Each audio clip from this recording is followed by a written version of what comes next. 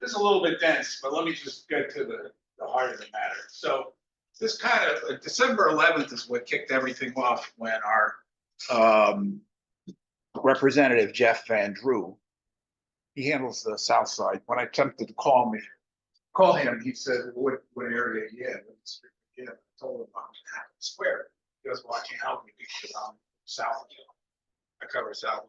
But anyhow, so he made the announcement to the press, worldwide press, that drones over New Jersey from an Iranian mothership stationed off the U.S. East Coast, and now launching more drones flying over New Jersey. Okay, I don't remember that. That's kind of kicked off the derision they made for him, which was, I don't, you know, we'll get into what actually happened. So the White House immediately responded and said they are. So then mayors were very concerned in New Jersey. They said, "Well, look, you know, my area, I cover Picatinny Arsenal, and it's the real deal. We have no problem." Yeah. Well, it turns out the commandant, the commander of the base, the Picatinny and Earle, both of them went to Homeland Security and said, "We need answers. You guys aren't giving us answers." So then Homeland Security decided to have a briefing with anybody, mayors, anybody who wanted to hear a briefing. You know what they told them? Nothing. Nothing. And I talked to one of the mayors that was in the briefing, and he was ticked. He was mad. He said, "I drove all the way up down here from northern New Jersey. I think it was at the Rock, you know, briefing center." So he says he was mad. He drove all the way down and wasted his time for nothing. And he went to reporters right away and said, "This is a joke." So at least one mayor, probably two, said this is a joke. And then, of course, theories, right? Because when we're not getting answers from the government, what do? People come up with theories or hypotheses. I think that's healthy, right? You shouldn't clamp down on people with alternative views, right? And like we've been doing. But I mean, you can have any theory you want, you know, just don't keep the government away from me, from you too. So the briefing was received well, and so one of the theories was the nuclear. You know that there are a procedure where they do sweeps. So they have low flying airplanes that basically have loaded radiation sensors. I've seen it done in the Virginia area, DC area. Low flying background radiation, which of course is useless unless you're looking at gamma. You can't really do alpha at any kind of distance. But they do surveys, so they look at background radiation. So that I looked at that theory, and I said, it's plausible, could happen, right? I don't know the model numbers. Like Cessna or something like that? Yeah, they were small Homeland Security planes that were being used to do this, and I understand they still do it. So this is still background radiation. So anyhow, that was one of the theories. So you have now two theories. You have enemy, right, from Iran. That was Jeff Van Drew. Now you got the radiation. The other radiation was the missing Ukrainian nuclear bomb. That was a third theory that's floating around. So I mean, I'm listening to all this stuff, and as far as my background goes, I teach control theory and practice here in TCNJ. So I understand what a drone is, and I understand how they control drones, and I can give you the different models for controlling the zone. And so I decided to take a closer look at this. In the meantime, finally on January 29th, the president announced the drones that are flying over New Jersey in large quantity were authorized to be flown by the FAA for research and various other reasons. That was not the enemy. Well, first of all, if you've taken out a binocular on a telescope, but I was looking at the middle of the night because I don't sleep about 3:30 a.m. And a lot were stationary. So there's a clue there that we'll get into how to identify drones. And I got a couple sources for what to do if you want to find drones. But anyhow, so this is this is just calling with aviation lights. Well, if I was from China, I would put aviation lights on. So that doesn't answer the question. And the president didn't fill out any more information. So that was kind of a red herring, I mean, so what does it mean? So in the meantime, what I started doing at that time, when I first heard about this, I have access to non-classified government. I have a lot of the trade journals, my consulting business. I get a lot of military trade journals, especially for communication, command and control. Drones, I get a lot of literature on drones. If you want to buy drones, thinking I want to buy them. But I like to keep up to date on drone technology. I have about, I would say, roughly 12 to 15 books on drone technology. So I kind of 5 books on latest technology. And so I started to think about, I wonder what the Pentagon's doing. Because you have in New Jersey, you have 2 commandants, right? Camp commandants. You got Picatinny Arsenal, and you got Earle, the Navy base. Both commanders are saying this is bullshit. You got to do something better. You need something better. You can't come over our base, our arsenal base, and just tell us it's routine FAA. We want to hear it directly from the Pentagon. One of my discoveries, I'm doing some searching in this literature, was, oh, by the way, apparently we decided to, Major General Pat Ryder, the Pentagon press secretary, said the military is providing active and passive detection, drone detective capability and counter drone capabilities to Picatinny Arsenal and Earle, Naval Base Earle. The Pentagon set counter drone weapons from the corporation with specialists from a company called DZYNE, DZYNE.com. Design? Yeah. Do you know the company? I've heard of it. Okay. So this is like mana. If you're interested, you're curious about a person, you got a Pentagon spokesperson actually saying something different from the President of the United States. Apparently you're worried that you're shipping anti-drone parts. Well, you conveniently told me to manufacture, right? So you go to their site. So what are they shipping? Here's their business. Counter warfare drone. So if this is not an enemy, and this is, what are you shipping? Why is the Pentagon shipping people and product, counter drone products into Picatinny? Anyhow, it kind of blew my mind. But you got names, right? Major General Pat Ryder. So anyhow, I'm looking at the technology, and it's like, well, the first thing I caught I know exactly what they're doing with this counter drone system. And I'll get into that. We'll get into it. But what they're advertising is detect, track, identify, mitigate. Sounds good. And so if you're up to some nefarious action, what you want to do is, if you want to have a weapon. Now, this company is interesting enough. They sell electromagnetic detection and identification. They also sell additional equipment that has kinetic weapons that will actually blow the drone out of the sky. This sounds like somebody's worried, right? At a top level. So what is this equipment? I'm going to get into Drone Buster. Yeah, that's a nice name, right? So this is what got delivered. Turns out it's so we read the fine print. What the first thing you want to do, this only works on certain drones. So what you want to do is jam the C channel and control channel. So what a drone does when it's being jammed and it cannot communicate, it does one of 2 things. It's programmed to do one of 2 things. One is just land. The other one is go back to home. Fly back to home. Like pattern, where you came from to go home. Anyhow. So they have added jamming with European short range. So what they're jamming, they're not only jamming GNSS, so GPS, But what they're doing, it's easy to jam, but they're spooking. So they can say, they can easily jam it.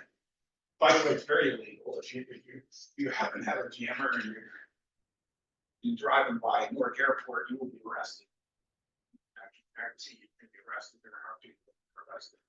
So this drone buster system, number one, they're going to jam the command and control channel.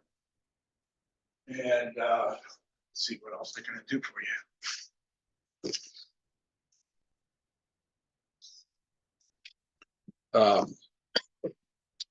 So what else they can do is you can buy the kinetic option, like I said. If you just didn't want to jam it, so the big thing you want to do is I have a brochure. You can go right to the site. The brochure has been shipped. Both RCs. So it's basically the jamming of the GNSS, but also what they do is they look at a characteristic spectrum. So the newer ones do it automatically, so it looks at the spectrum. So when I saw that, I said, well, I've seen one of these application books on a company called Tektronix, Tektronix, right? It's original scope manufacturer. Right. But they're making money now by selling stuff to the Pentagon that makes money by selling military and CIA equipment, all kinds of cool stuff. So they have things like drone detection that they sell now. And it's not classified. Anybody can pull it down and look at it. So what I thought I'd do is turn up, Tech writes an application book how to detect drones using our hardware. I've got that. I went through that. I have that on these slides. But the first thing you want to do is, in addition to looking at signature. So what you want to do is look at a signature, electromagnetic signature, and if you can detect the modulation, whether it's a video or so forth, but then you can decode it if it's not encrypted. But if you assume the end is encrypted, you can get a signature, a waveform signature, and then you can look at whatever it's trying to do. Or they're using some popular video channels or Bluetooth channel or whatever they're using that's. Now that's what this drone buster does. It looks at the normal spectrum and it tries to make decisions on what kind of craft it is. But you got a more fundamental question to ask first, which is what the press said was, oh, these are just aircraft, and apparently we know about it. And they have to get identification lights. And, well, if you have an identification light, you have a transponder. If you have a transponder, you have ADSB. So ADSB is your automatic dependent surveillance actor, broadcast channel B. Okay, so this is an advanced technology. It's in production today that gives you a snapshot of what's over your head. So I have in my laboratory at Hamilton Square, I have a system that I can get what's in real time. I can see this real time. So you have a pair of high gain binoculars. Middle of the night, I've got this I can read out. By the way, this is a client server application. I think this is the first. So yeah. Oh, what is block here? Anybody's a pilot here? I was swapping. Squawk code.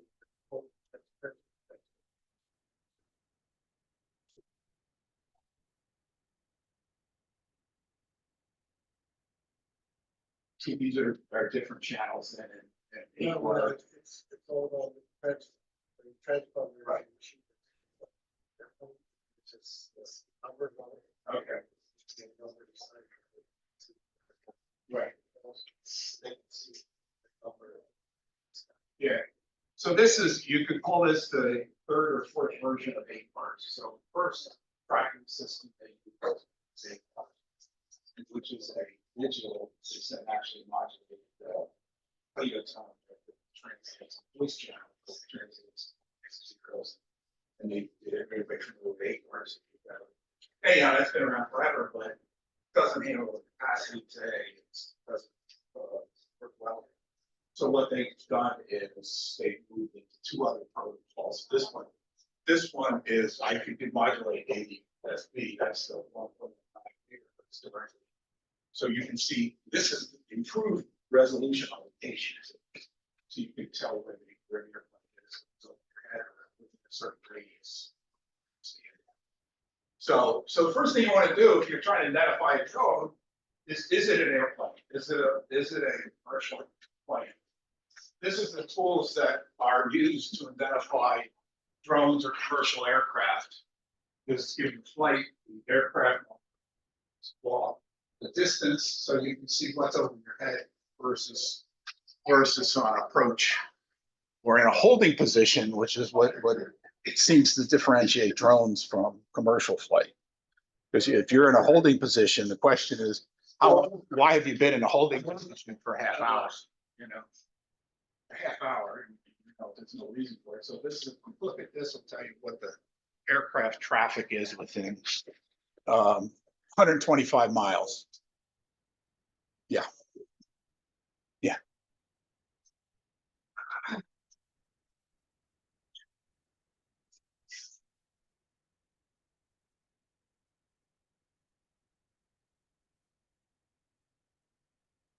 All right, so that's step one is what kind of craft that's over your head right now.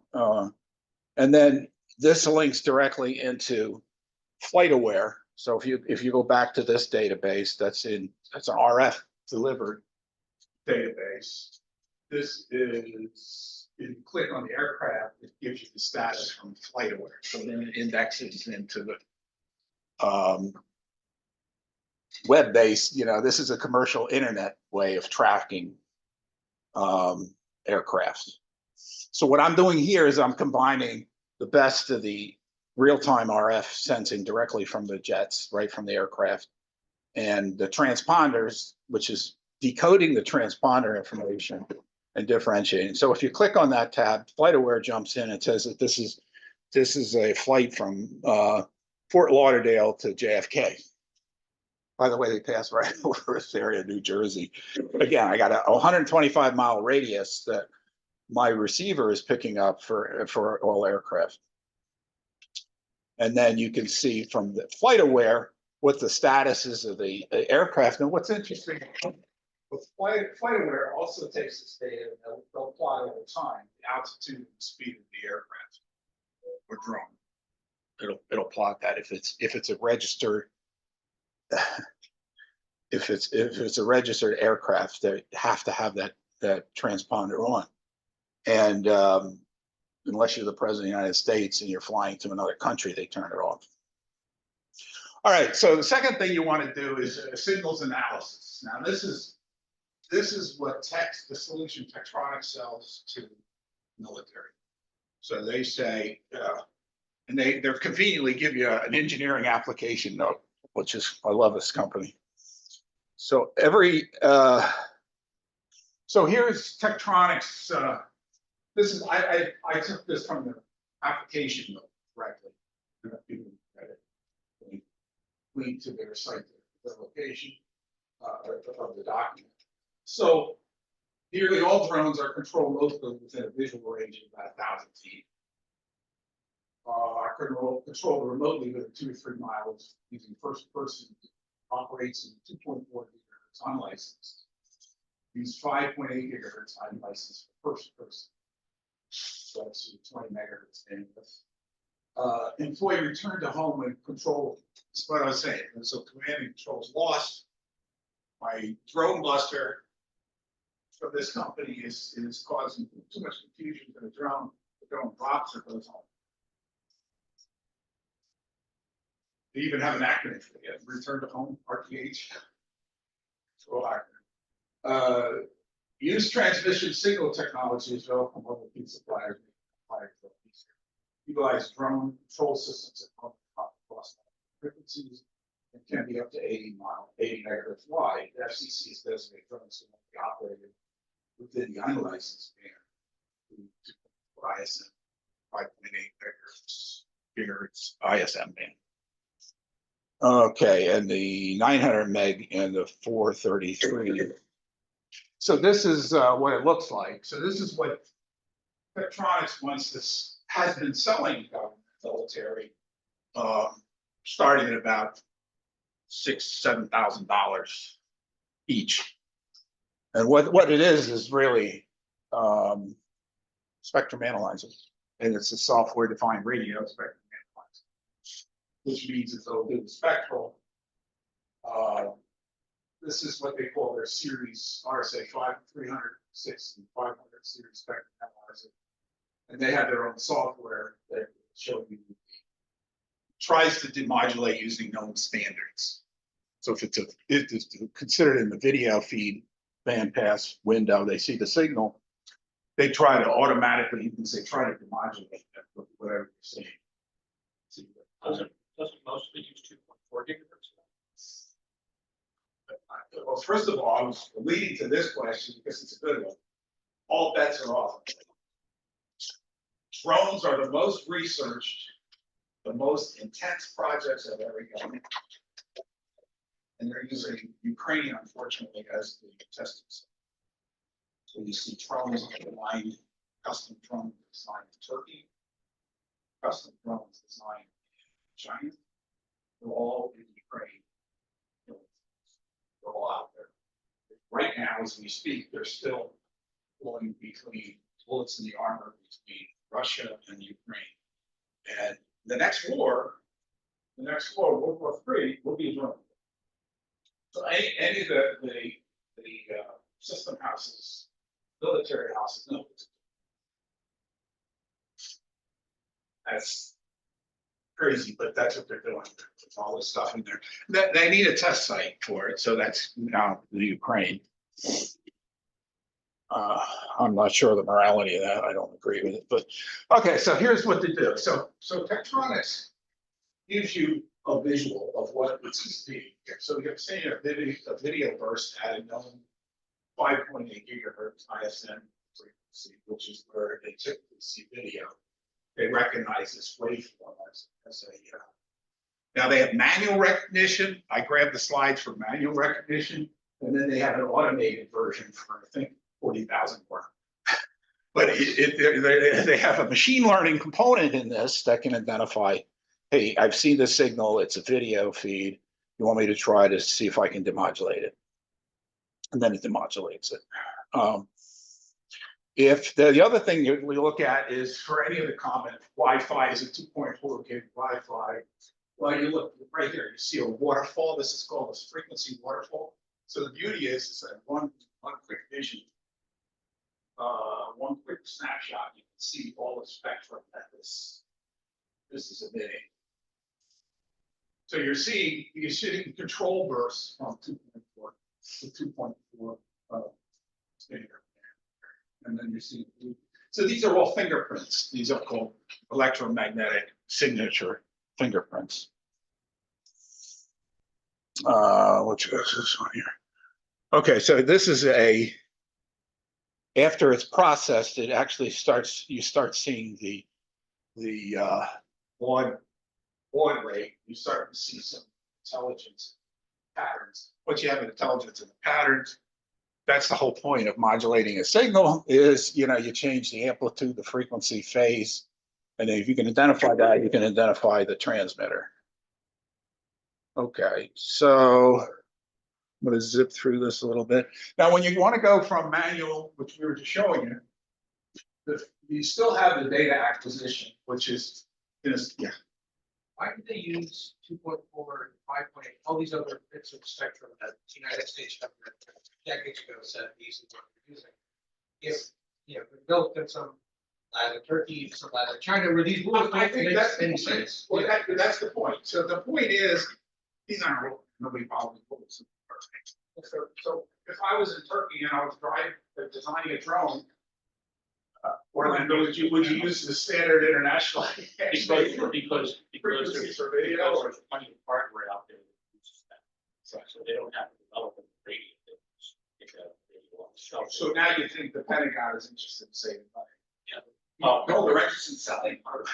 So I'm just saying that's why, from the engineer's point of view. Yeah. Why should I go making a new radio circuit when I can buy one off the shelf? Well, that's why we can see these ones, but what if there's other ones, or some of these happen?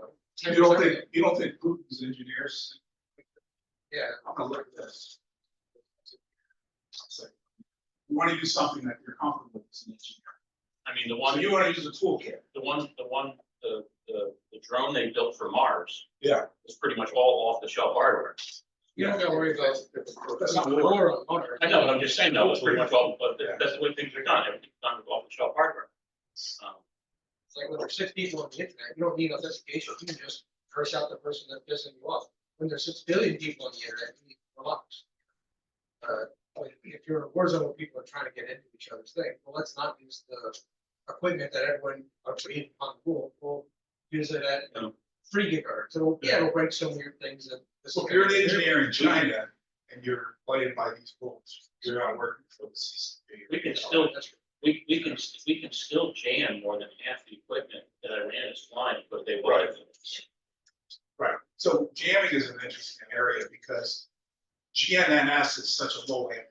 You're talking sub-micro. So for me as an engineer, you tell me to jam this, I'm going to use a noise generator, and I'm going to set up a high power to override any. That's an easy. I mean, the way when GPS was first designed, and there's almost no difference between that and GNSS. Because other than other frequencies, other countries, are interested, but the power is still very low on all of the GNSS. So it's low. So again, if I'm the bulletin armor fighting a war, and there's people with lives, I'm going to be a little bit more creative, stuff off the shelf. In fact, what I'm going to do. Okay, so from here on, we're talking a lot about electromagnetic weaknesses, actually. But the fact is, I can show you pictures of both. The latest drones in the battle killing fields in Ukraine are fiber optic. They're very lightweight, spool, thin fiber optics. You crank it out and fly the drone. It's tethered. There's not any emissions per se. If there's any electronics in it, there's emissions. That's another story. But they're getting around the electromagnetic problem because it's fiber optics. Yes, we're mentioned a couple times in his presentations, the expected waterfall in that area is so bad, it looks like an impression of a wolf before the day. Well, mind you, this is a real life battle. People, in fact, most numbers fighting age males are dead. That's how serious this is. So when it gets to that point, you see a lot of innovation. You have to you got to think out of the box because you're playing bullets on either side, bullets on the harbor. Well, they're actually using a known process that's still in use today for torpedoes. Right. Yeah. So what you want to do is use something that's not well known. Yeah. But this is if you want to automate the electromagnetic signature. You've got your IEQ in-phase quadrature signal, IEQ in-phase quadrature signal. You A to D it. And then again, the quality of the whole RF system is involved with how much filtering do you do, or you just go right into an 8-bit AD. It's not good. You don't get dynamic range with 8 bits. You got to go 18 bits, 20 bits. You go through the calculation of what your dynamic range is, certainly by how many bits A to D, and your pre-filter, your RF filter. Now you go into pre-processing. And if this is familiar, this is a standard convolutional neural net. So what they're doing is taking the sample RF data. They're doing in this upper chart, they're doing a fast Fourier. So you're doing an FFT, and then they're training the pattern on the signal based on its INQ with FFT pattern. Okay, once you train Supervised learned neural net, let's say, is one example, that's just one machine learning. Now you can differentiate the output signals, which makes decisions. And this can be in a small unit today, and you can buy it under, I think it's classified stuff, but it's coming from Tektronix, people like that. Okay, we talked about ACARs, and you know, if you're looking for drones, you got to start with the basics. Because you got the White House press saying these are aircraft. That's all there is. The way you get into more aircraft, or Kennedy. You know, you're watching in a holding pattern over your head, dude. So, you know, you're not too smart if that's what you're doing. But so ADS-B, as I mentioned, is one of the newest technologies they use, and they get pretty high resolution aircraft, helicopter. Now, the negative is what you brought up earlier, which was the lack of security. So this has been actually documented. What I documented here was one of the World Economic Forum meetings. You had people with their tools to detect ADS-B, decode ADS-B, and start looking at the aircraft coming in at the World Economic Forum. Now you have accuracy. The new one is very accurate, so you have much better than 5-meter accuracy. ADS-B versus ACARs. So if you had a shoulder-mounted missile, you could be killing presidents of other countries or our country. So this is one thing that's pretty scary when you don't have security. And why we should be concerned is this a drone, especially if I was in charge of Picatinny Arsenal or Earle Naval Base, I would want to know what these assets are over my head. Anyhow, there's some positive uses of a drone. I'm just going to scale. So there's certainly a lot of positive usage. In Hurricane Maria, I don't know if you remember that. There was no communication, no electricity in the mountains of Puerto Rico. Is you had no power for months. In some cases, 6 months. And if you have no power, you don't have cell phones, because the cell phones, if you have a new base station in your neighborhood, it'll last 5 hours without power, and then it shuts down. So you didn't have communication, you didn't have power. The big cities were rushed some emergency communication system and then in some situations delivered by drones. So for example, this is a drone with it's an LTE cell payload.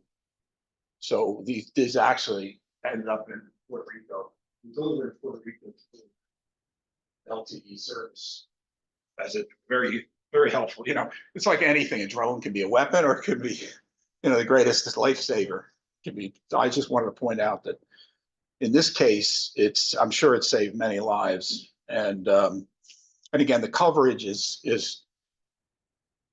if you have a LTE cell tower, it's a 40-mile, roughly a 40-mile radius, maximum radius under this UAV. Okay. Again, this is some maps we have of RF signatures and what the sources are. So this is what's, I don't know how popular or how much you've heard. It's not been talked about much, but the way drones have evolved as surveillance drones today. Yeah. But if you have a cell phone, you could be tracked. But guess what? You are. Yeah. The government says they're not tracking you. You know, don't go to any J6ers all had phones. They pulled it up. You know, it wasn't down later. So they have what's called electromagnetic drones, which for intelligence, they're monitoring your cell phone, because continuously your cell phone talks to the base station, and it determines the best quality channel to use. And the cell phone communicates back. It says, you're now out of our cell tower, your signal strength, the RSQ messages are low. We're going to switch to the next cell. So it's constantly telling your phone what cell is handling your call. It's going on the control channel. You don't see it.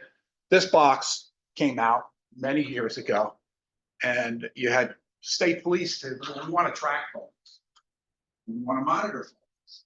you know, because the criminals were trafficking, so you know, good use for it. And at that time, you needed a pen order from a court saying, okay, this is an American, you're gonna track them, but great. So how do you do that? So here's the electronics that first came out that they call it the FBI calls it the Stingray, and they put them in the trunks at one time. And I'll show you where it's gone to from trunk. But what the function of this is, it becomes a fake base station. So remember, I was telling you the control channel is always talking to your cell phone. It's saying, oh, you need to go to another base station. That station has got a better quality signal. Well, you just have to override the local base station and say, I got the highest quality. I'm grabbing your phone. So I take control of the phone. You don't know I just took control of it. But it's a little bit more interesting than that, because I not only take your phone and I monitor your handshakes, in other words, your calls that you're making, and your IMSI number, which is your internal, your ID, your phone. But I can tell your phone now, you need to go to 2G. I know you're at LTE, you're at 5G, telling your phone is not good enough, you gotta go down to 2G. So I'm telling your phone to go to 2G. Why am I telling your phone to go to 2G? Because that encryption, that RSA encryption is key. So I can decode that in real time, and I can actually listen to your conversation, record your conversations. Not only track your phone as an ID, RFID, but I'm now intercepting your phone calls because your phone let me go down to a exposed, less robust encryption system. Oh, that's show 2G on your phone, or your phone still show LTE? People show 2G on your phone. Well, if you work for the Pentagon, you will have a special phone that will set off an alarm if somebody tries to change your phone to 2G. Because that's the pattern, the characteristic pattern I want this. Most people are not gonna notice this, a little baby icon changing. It's no, So these are modern phones. I mean, who's gonna, even if it shows it, who's gonna notice? Most people wouldn't. Well, it depends on if you work for a government. And you actually might not, just get the phone against your head and you're talking, you might not even see it. We know that's a hot topic today, you know, signal and somebody listening, and they shouldn't be there, but anyhow. Turns out anybody can come up with a fake cell phone. I can drop one in on the streets in closet in Washington. Right? Which they do with the different embassies. I won't mention the embassy. Put on the street. If you do want to watch your phone, there are programs that allow you to look for the changed things. You should not be changed to 2G in Washington. 2G is pretty much shut off everywhere. Yeah, right. That's, but okay. But even 3G, I mean, the encryption in 5G is better than 3G. So I think 3G, better than 2G, Right. because there's some legacy stuff that is. legacy, yeah. What isn't legacy is the LTE and the encryption scheme of LTE. Right. LTE is the fundamental building block of 5G and 6G. Okay, it's built upon that. So I'm going to talk a little bit about intelligence gathering UAVs. And believe it or not, this has been put into the latest Russian drones as an option. So one of their options now is to take a look at everybody's. Your cell phone, pretty much, like I said, leaves you pretty exposed. And so these are specific intelligence from Israel. They're intelligence gathering UAVs. And and the way they work in this field is called signals intelligence, or SIGINT, by the way. So here's where they make all these announcements. And if you want to track this technology, you go into the various military shows, and they talk about in this case, they're pushing the latest IMSI catcher module for its UAV mini drone. And again, so picture this. They don't say here. So these are Ryders. It's good, bad guys, good guys. I don't know. The governments can now take something like this. They can map anybody in any kind of situation. The government's doing that without a pen order. So if they see a group of people gathering, they can have one of the drones capture all the IMSI signature, look up into the standard database of AT&T And, but that's not the only one. Okay, so the drones are not only used for that, but now this information is worth a lot of money. So who's it worth other than military? Big brother. Who wants to know this information? Where you are? Where do you go? Marketers. Marketers. Yeah, exactly. So now this is legal. The marketers sell databases. I can buy it. I can pull a couple companies, and I could say I want to know who drove by my church at a certain time, or synagogue, or who is. I could tell. I can analyze the data myself and go into clusters, whatever information I know.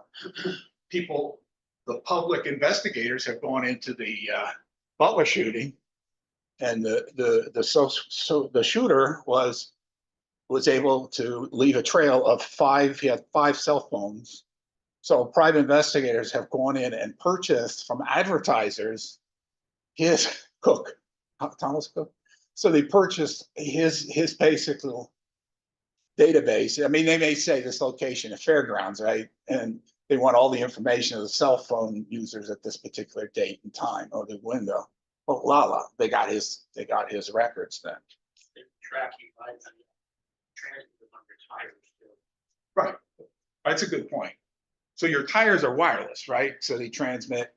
There are stations you can set up. I don't know if they're actually doing that. I know they do this with trains. But with cars, if the tires are not inflated properly or we're sending a message out, it's short range. So you have to have sensors that can pick up that. They transmit all the time. Yeah. When it's moving.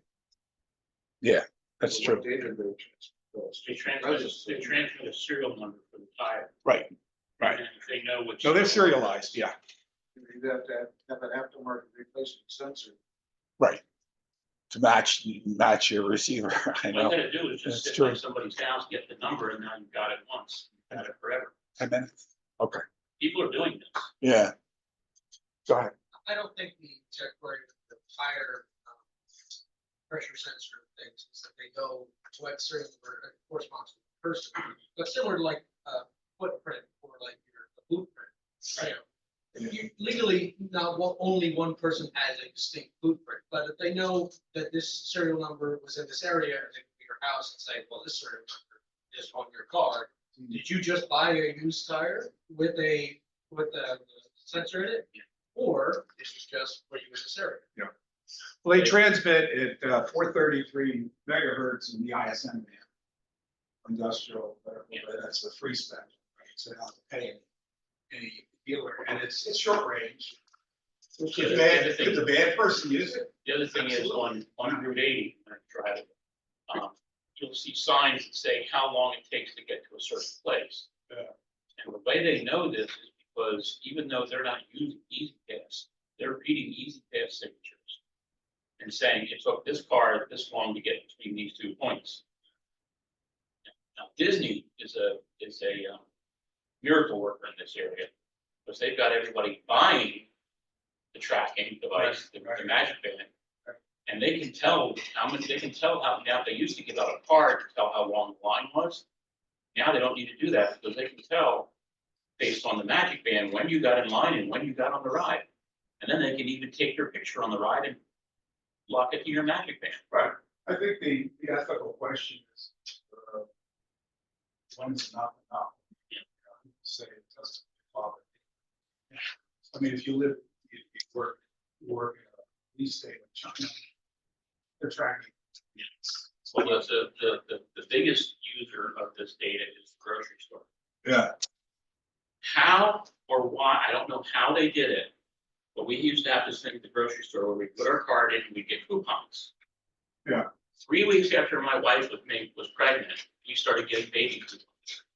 I don't know how they knew. There's multiple sources. I mean, Yeah, if you use Facebook, they can track that. They do it. They have their patents. The sickest one, and I hope it was just a coincidence, was my wife had a brain tumor and she had a biopsy done. A week later, we got a call from somebody trying to sell us funeral pre-planning service. Oh, gosh. I hope to God the hospital didn't sell that information. Doctor's offices had a third party billing outfit that they use probably starting Yeah. 15 years ago. Yeah. And they were marketing that data, the third party was marketing Right. that data. And so that's how you got the, the ads for whatever ails you. Well, the thing is, they called the wrong person, because I worked for a funeral director one time, and selling funeral pre-planning services over the phone in New Jersey is illegal. Oh, Interesting thing. Yeah.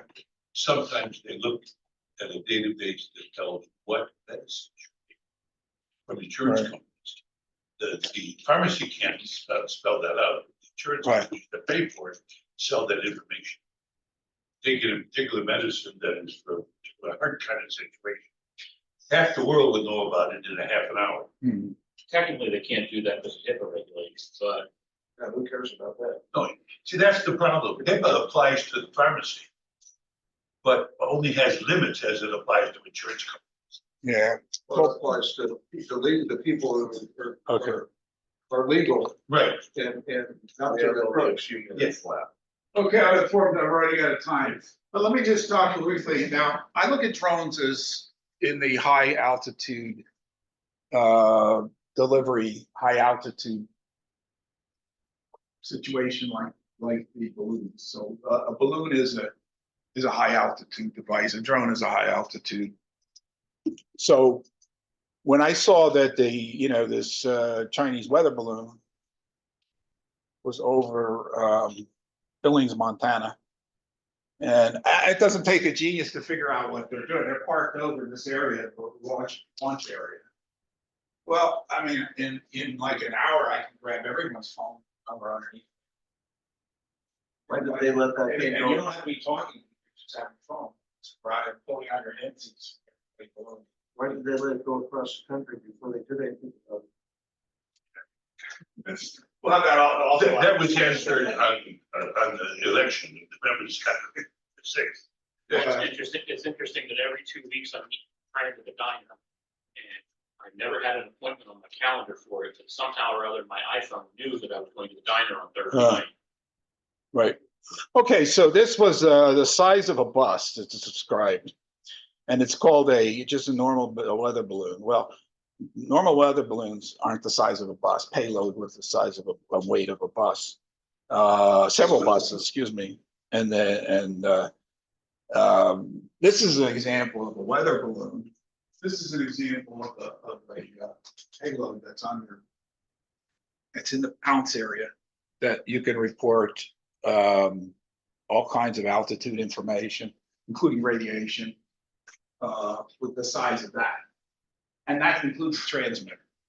So it's all set. It is, so there's no reason why you have anything that big. You're up to no good as far as I can tell. And Battery's the biggest thing. I wouldn't take it out. What I would do is drop it so I can reverse engineer it, We didn't do that either, so. Okay, anyhow, that's it for me. I'm wrapping it up. Thanks.